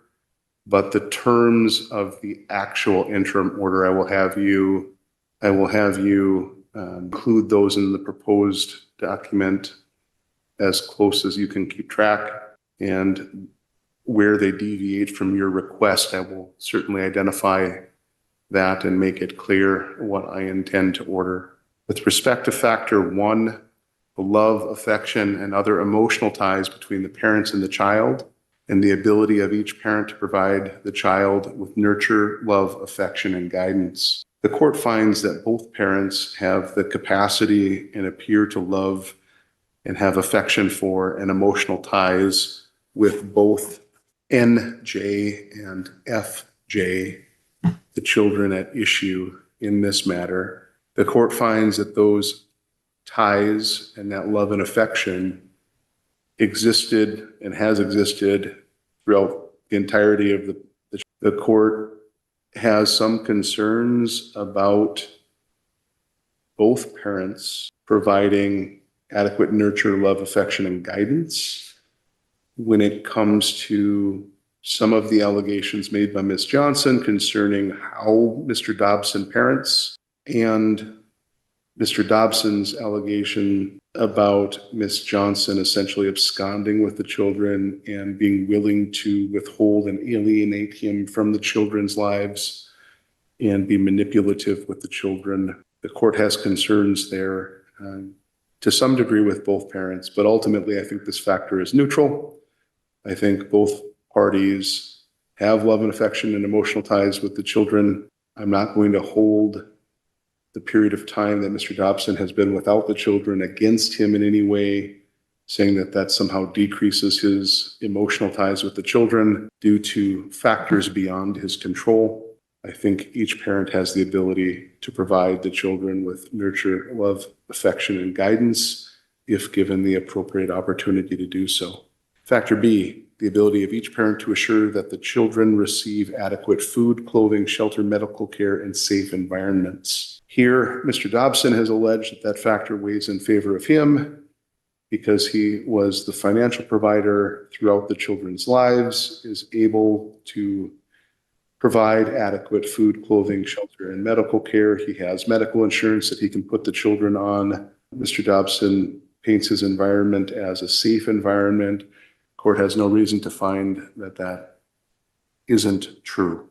In terms of Ms. Johnson's ability to provide adequate food, clothing, shelter, medical care, and a safe environment, the court does have some concerns about Ms. Johnson's ability to provide the children with adequate food, clothing, shelter based on her unemployment for a substantial period of time and her reliance and dependence on third parties to provide her with assistance, both in terms of finances, which are necessary to purchase food and clothing and provide shelter. The children appear to be on Medicaid and have seen a pediatrician once each. There's no reason to think that that's inappropriate, but it perhaps isn't the best care. It's probably not the most frequent of care. In terms of a safe environment, Mr. Dobson's declaration did set forth information concerning his environment. And the court, again, has no reason to disbelieve Mr. Dobson's assertions. He was not asked any questions on cross-examination that would somehow imply that his statements are not true. Ms. Johnson went to great lengths to explain why she thinks Mr. Dobson is not a safe environment for the children. The court does agree with Ms. Brazel that the statements appear to be somewhat self-serving and they were untimely and they are vague in nature and unsupported by adequate evidentiary foundations for the court to consider them in some way that it's not a safe environment. With respect to Ms. Johnson's living environment and where the children are living, it appears as though they were sleeping on an air mattress. There's no indication in the record about the quality of Ms. Johnson's home, the safety of Ms. Johnson's home, which neighbor she's in, crime in that area, drugs in that area, its adequacy and sufficiency. I'd have enough information on the record to make an adequate, appropriate factual finding with respect to whether Ms. Johnson could provide a safe environment for the children. That frankly wasn't mentioned or discussed in her declaration, which was untimely, and her testimony on it was rather circumspect. So I find the same. I find that this factor weighs in favor of Mr. Dobson. C, the children's developmental needs and the ability of each parent to meet those needs, both in the present and in the future. Mr. Dobson's declaration, again, which was unchallenged and uncontroverted, asserted that he provided nurturing behavior and adequate developmental assistance to the children, reading bedtime stories, showing them love and care and affection, doing things like getting them to school, providing an opportunity for the youngest child, FJ, to get into Head Start, had arranged to have the oldest child attend school. All of those indicate his ability, both present and in the future, to provide for the children's developmental needs. In terms of Ms. Johnson's declaration, again, I did not receive much information or evidence with respect to children's developmental needs other than her assertion that the children are doing well in school. Again, that assertion relies almost entirely on hearsay and educational records outside of the court's evidentiary record, and I can't make that finding. I find that this factor weighs in favor of Mr. Dobson. D, the sufficiency and stability of each parent's home environment, the impact of extended family, the length of time the child has lived in each parent's home, and the desirability of maintaining continuity in the child's home and community. In terms of the sufficiency of the parent's home environment, again, the court received an uncontested declaration from Mr. Dobson concerning his home environment. The court finds that that uncontested declaration indicates that Mr. Dobson has a sufficient and stable home environment. He has his mother and extended family that are very involved with the children when allowed to do so. The court finds that that is in the children's best interest. In terms of the length of time the child has lived in each parent's home, the court received evidence that the children lived in Valley City the entirety of their lives up until August of 2025. That at that time, the children were unilaterally removed from Valley City and placed in Bismarck. And then there was a transition from Bismarck to Mandan shortly thereafter. And the children have been in Mandan for approximately the last 9 months. It is desirable to maintain continuity in the children's home and community. The court finds the actions, the unilateral actions of Ms. Johnson in August of 2025 to have uprooted and frustrated that continuity in the children's home environment and community environment. Again, Mr. Dobson's declaration was uncontested. It asserted that the children were removed not only from the home environment, but from their school and community without even having an opportunity to say goodbye to their friends and to family in the area. The court finds that that weighs against Ms. Johnson and in Mr. Dobson's favor. E, the willingness and ability of each parent to facilitate and encourage a close and continuing relationship between the other parent and the child. Here from Mr. Dobson's request for interim order and the terms that he's requested in the interim order, the court finds that Mr. Dobson is willing and able and is going to continue to facilitate and encourage a close relationship and a continuing relationship between NJ and FJ and Ms. Johnson. The inverse, however, is not true.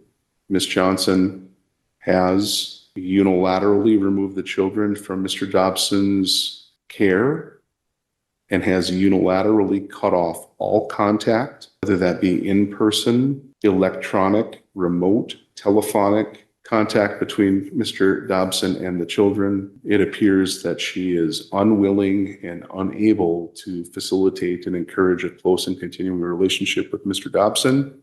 And she has demonstrated that by alienating and withholding the children from Mr. Dobson, even after acknowledging that doing so is not in the children's best interest.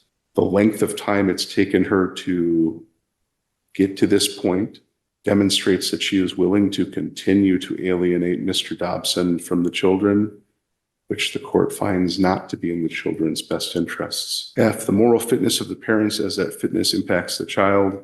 Here, there were allegations made by Mr. Dobson that Ms. Johnson's willingness to alienate the children from him indicates a lack of morality and moral fitness as it impacts the child. Moral fitness is difficult to describe and make factual findings on in these types of cases. The court finds that that was insufficient and adequately addressed in other factors. In terms of Ms. Johnson's allegations against Mr. Dobson here, she suggests that Mr. Dobson is violent and abusive.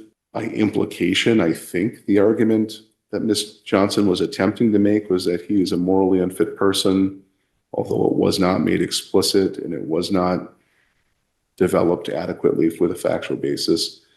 I find that both parents appear to at least have moral fitness as it impacts the child, so I find this factor is neutral. The mental and physical health of the parents as the health impacts the children is factor G. The court again has the uncontested declaration of Mr. Dobson indicating that he is both mentally and physically healthy and has no concerns. That was unchallenged and uncontroverted. With respect to Miss Johnson, there were allegations that were confirmed by her testimony that she suffers from some mental disease or defect, namely PTSD, anxiety, and depression, and that she is not currently seeing a therapist. She is not currently under medication. The court finds that those mental health conditions can impact the health and well-being of the children, and Ms. Johnson is not taking adequate steps to control and treat those mental conditions, which pose the court some concern. I find this factor weighs slightly in favor of Mr. Dobson and against Ms. Johnson. H, the homeschool and community records of the child and the potential effect of any such change. Again, for the children's entire lifetimes, or at least the first 9 years of NJ and the first 4 years of FJ, the homeschool and community records of the children were that of being raised in Valley City, attending school, and being signed up for preschool in Valley City. In August of 2025, there was a drastic and material change caused by Ms. Johnson removing the children from Valley City, moving them to Bismarck, and then moving them again a month later. I'm assuming, and it was implied by the testimony, but was not made express, that when the children moved to Bismarck, they would have been placed in the Bismarck school system, and they would have had to change schools between Bismarck School District and Mandan School District at some point in September, so a mid-school year change in school district. Mr. Dobson, in his request, has indicated an agreement and a desirability to maintain the children's current school placement through the end of the school year, but then to switch and give him essentially primary residential responsibility. So Mr. Dobson appears to understand the impact of a potential change in parenting in primary residential responsibility and how that might affect the children and their homeschool and community records. Ms. Johnson did not consider those changes and the effects of those changes on the children when she removed them from Valley City in August of 2025. The court finds this factor based on the intention of the court here to follow, at least initially and in part, Mr. Dobson's request to keep the children in Mandan's school district through the end of the 2026 school year, and I should say the end of the 2025 to 2026 school year, and then transition the children over the summer. The court finds that that plan minimizes the potential effect of any change in the children's homeschool and community records. So I find that that factor weighs in favor of Mr. Dobson's plan and against Ms. Johnson's plan. I deals with children of sufficient maturity to make sound judgments expressing preference. Here, the court does not find either child, either NJ or FJ, to be of sufficient age and maturity to express a preference. Here, the court heard from Mr. Dobson, or at least in the declaration, assert that there was a preference expressed by the children. Ms. Johnson indicated that that preference was changed. Ultimately, I did not hear from the children, and I find a child at age 10 and a child at age 4 or 5 lacks the sufficient age and maturity to express a preference for primary residential responsibility, and so I don't find this factor applies. In terms of evidence of domestic violence. Factor J states evidence of domestic violence in determining a parenting rights and responsibilities. The court shall consider evidence of domestic violence if the court finds credible evidence that violence has occurred and there exists one incident of domestic violence which resulted in serious bodily injury or involved the use of a dangerous weapon, or there exists a pattern of domestic violence within a reasonable time proximate to the proceeding. This combination creates a rebuttable presumption that a parent who has perpetrated domestic violence may not be awarded residential responsibility for the child. Here, the court does not find domestic violence has occurred based on the definition of the statute. Domestic violence is defined under North Dakota Century Code section 1407.101. It's also set forth in 1407.7, that chapter as well. There's a cross-reference concerning the definition of domestic violence. Here, the court does not find and did not hear evidence of at least one incident that resulted in serious bodily injury. There were vague allegations about threats in which dangerous weapons were used. The court does not find that those have been proven with sufficient evidence to establish the presumption against Mr. Dobson having residential responsibility. In terms of a pattern of domestic violence, here the court did not hear much evidence concerning a pattern and certainly did not hear any evidence concerning the reasonable times proximate to the proceedings. The last incident would have allegedly occurred in 2023, and there were statements made about incidents involving domestic violence occurring between 2022 and 2023. Those are not within a reasonable time proximate to the proceeding.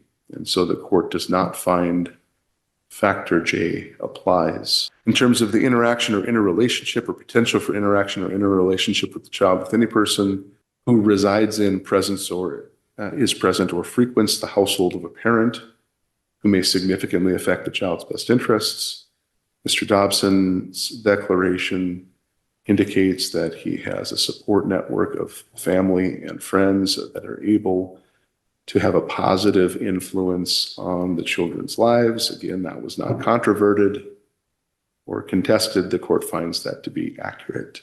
In terms of other interactions, interrelationships, or the potential for interaction or interrelationship with the child with any other person, turning to Ms. Johnson, the court heard testimony that Ms. Johnson's father was abusive to Ms. Johnson when she was a child. She was placed in foster care, in part as a result of her father's abuse. That is concerning to the court. Ms. Johnson testified that she does not allow the children to be alone with her father, which raises red flags to the court as well.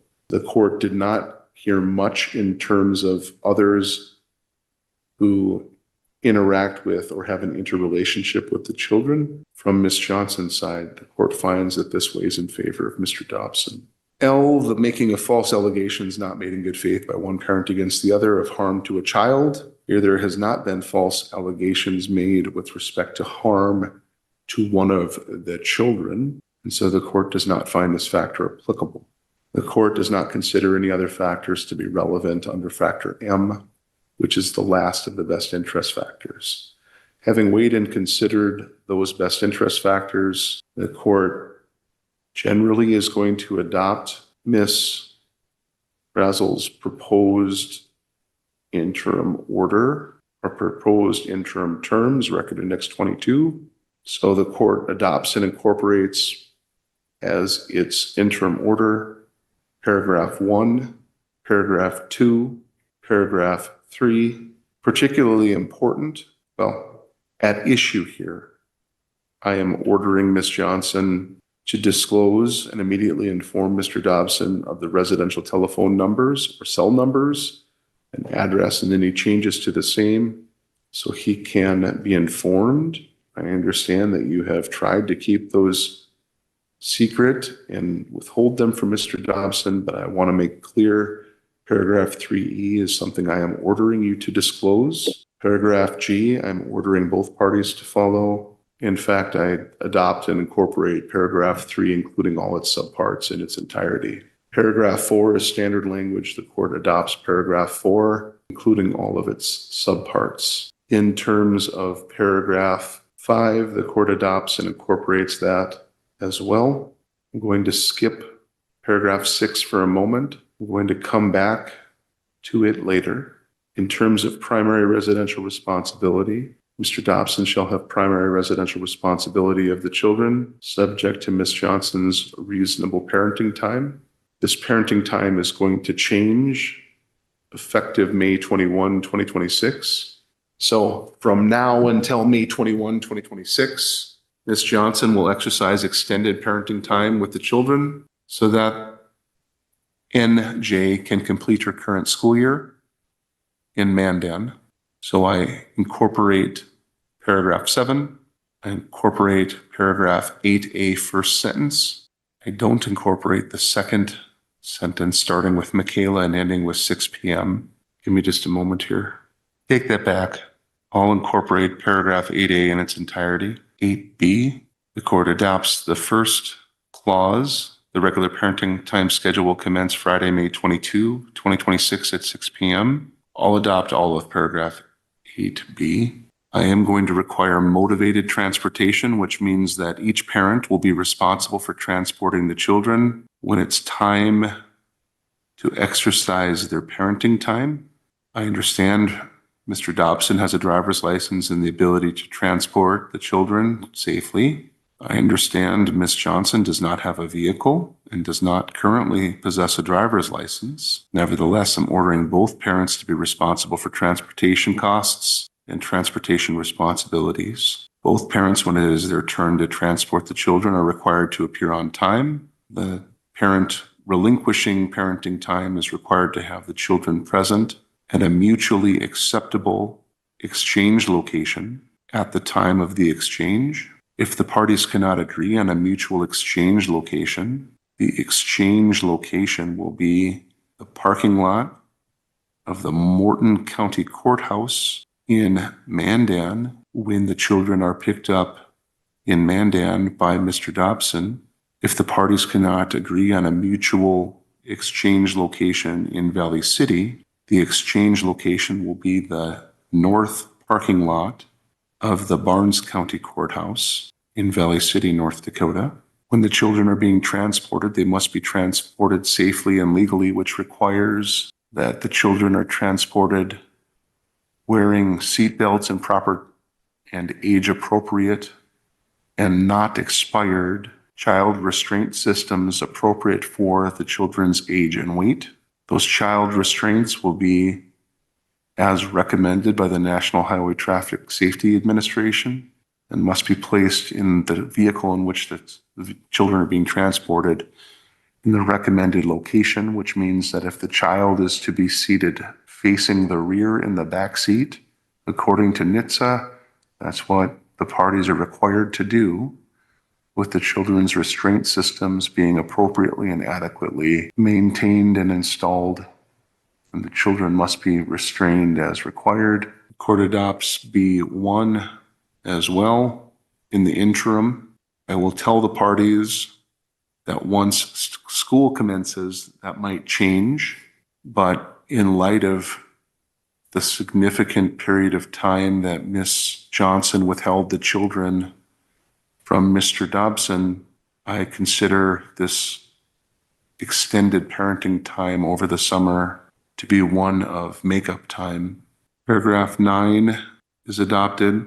9B is adopted. The court's already addressed 10A. 10B I've modified. Ms. Brazel, did you catch the court's modification concerning exchange locations? Yes, Your Honor. All right, thank you. 10C, the court adopts. 10D, the court adopts. 10E, the first sentence the court adopts because I think it goes without saying that either party can request or call law enforcement if they have concerns about a parenting exchange or about conduct that occurred at a parenting exchange. I'm not going to order law enforcement to assist every exchange, so I don't agree with, and I won't incorporate E second sentence. Circling back to Decision-making, paragraph 6. The court awards interim joint decision-making authority for NJ and FJ for all major decisions affecting NJ and or FJ, with both parties having the power and duty to protect, raise, educate, and discipline the children. With respect to particular decision-making authority under particular circumstances, the term decision-making responsibility means as follows. A, emergency medical decisions.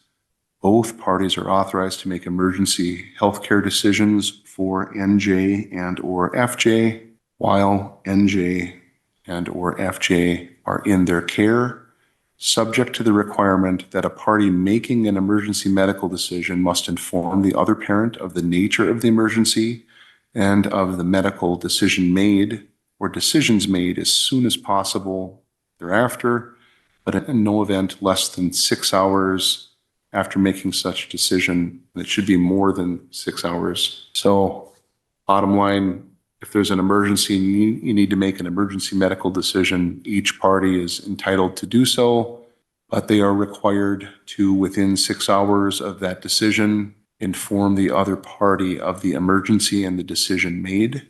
For major and or elective medical decisions, Mr. Dobson will have the ability to make any elective or non-emergent but non-routine medical procedure decision in the interim. Day-to-day decisions, each party is authorized to make day-to-day decisions regarding the day-to-day care and control of the children while the children are in that parent's care. Education and daycare placement. Right now, the children, or at least NJ, is enrolled in school in the Mandan School District. Neither party has the authority to modify that school educational placement this school year without the expressed written consent of the other party or court order. After the end of the school year, Mr. Dobson has the authority to modify NJ and FJ's educational placement over the summer and going into the fall of 2026. Each party may utilize appropriate daycare or after-school programs or preschool programs for NJ and or FJ at their sole expense for periods less than 12 hours. Non-emergency healthcare decisions, all routine non-emergency health conditions for NJ and FJ, for example, vaccines, routine regular checkups, physicals, etc., those decisions shall be made by Mr. Dobson.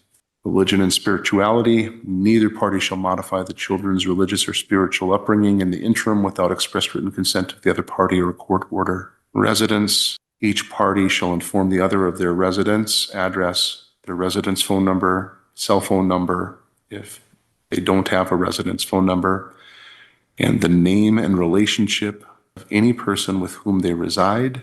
And the parties have an obligation to inform each other of any changes within 24 hours to any of that information.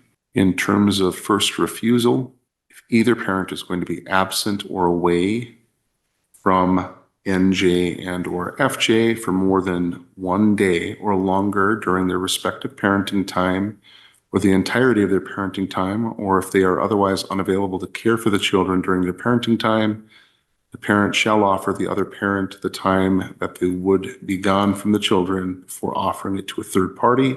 If the parties utilize daycare or after-school or preschool programs for more than 12 consecutive hours in a 24-hour period, that parent must first offer the other parent parenting time with the children. I understand that due to the distance that will become very difficult, but nevertheless, it gives that parent an opportunity to exercise parenting time in the event of an extended absence from the children from either party. The parties must ensure that the children are safe at all times, complying with all caretaking laws, common sense, community standards of care, and the like. Neither parent may permit the presence or use of any illegal or illicit controlled substances or drugs around either NJ or FJ at any time. This includes marijuana.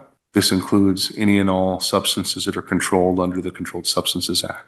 Neither parent shall consume or use any illicit substance, including marijuana or alcohol, or within the previous 48 hours of exercising their parenting time with the children. Neither party shall drink alcohol or be intoxicated in the presence of the children. Neither party shall expose the children to secondhand smoke, whether that be tobacco, marijuana, or otherwise, in their homes, vehicles, or elsewhere, and shall attempt to shield the children from secondhand smoke in the community. The party shall not expose the children to inappropriate media, for example, movies, CDs, DVDs, Blu-rays, music, video games, websites, internet applications, etc., beyond the children's respective age and maturity limits.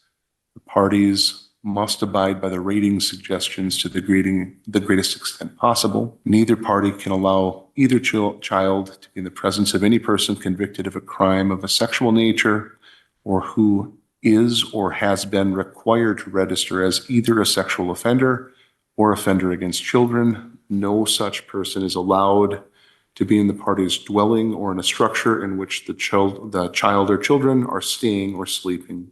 Paragraph 11, the parties are required to communicate in a positive and respectful ways, cannot make derogatory remarks, limit their communications to discussing matters involving the children. Paragraph 11 is adopted, including its subparts in its entirety. Neither party may take either child outside the state of North Dakota or allow another party to take their children outside the state of North Dakota for longer than 12 hours without the advanced permission or written consent of the other party or an order from the court.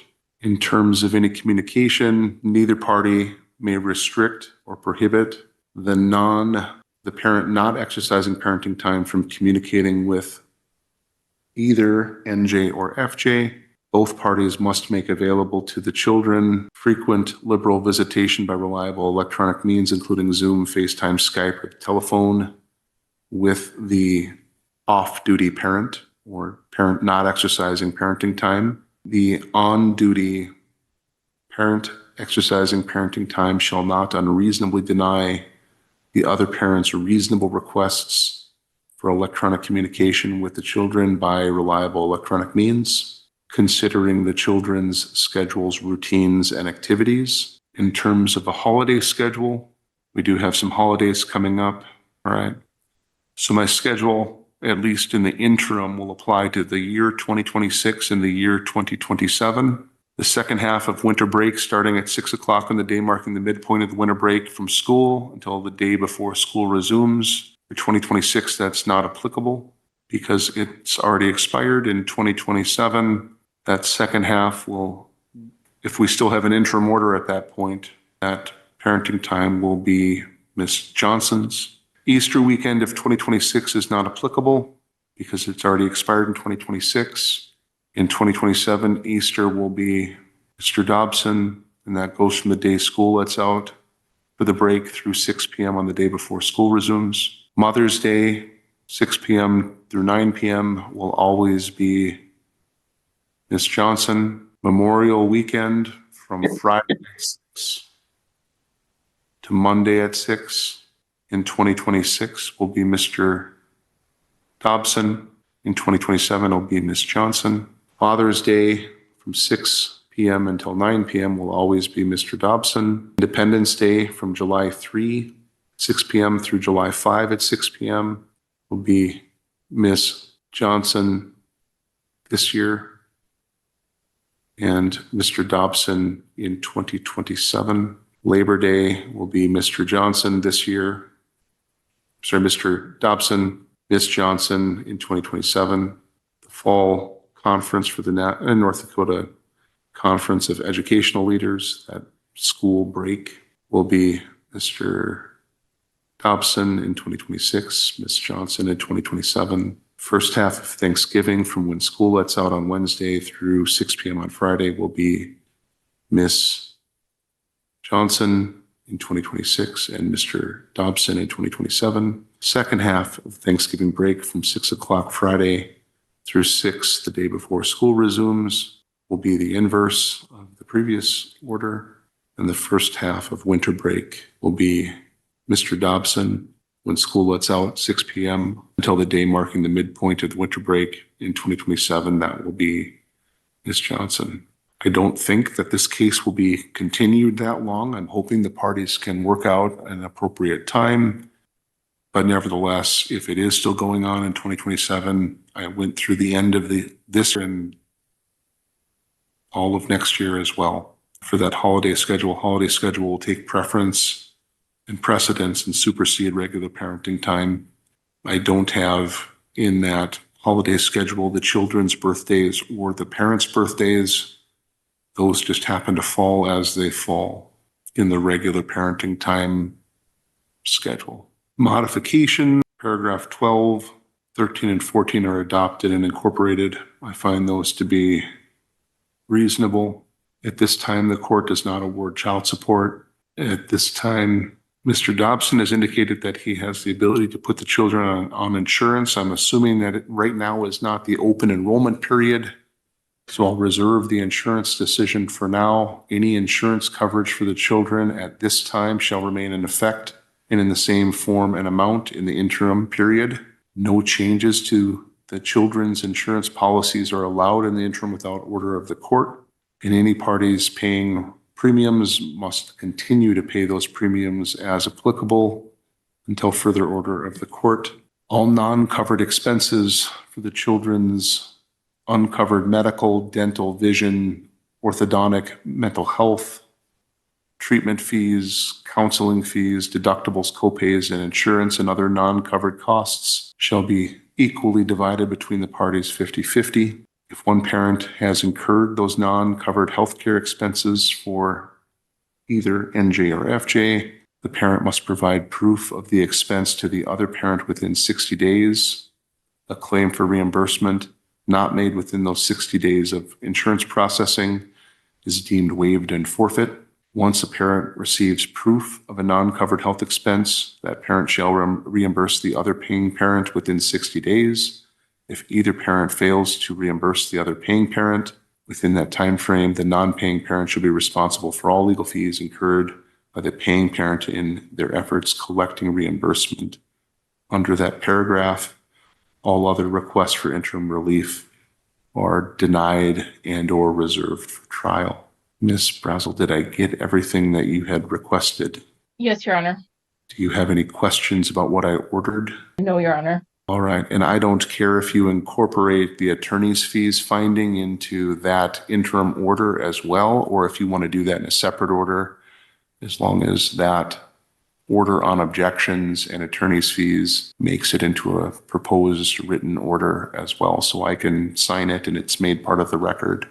However you want to fashion and format that, please serve your proposed interim order and proposed order on the objections and fees on Mr. Copy and Mr. Byers.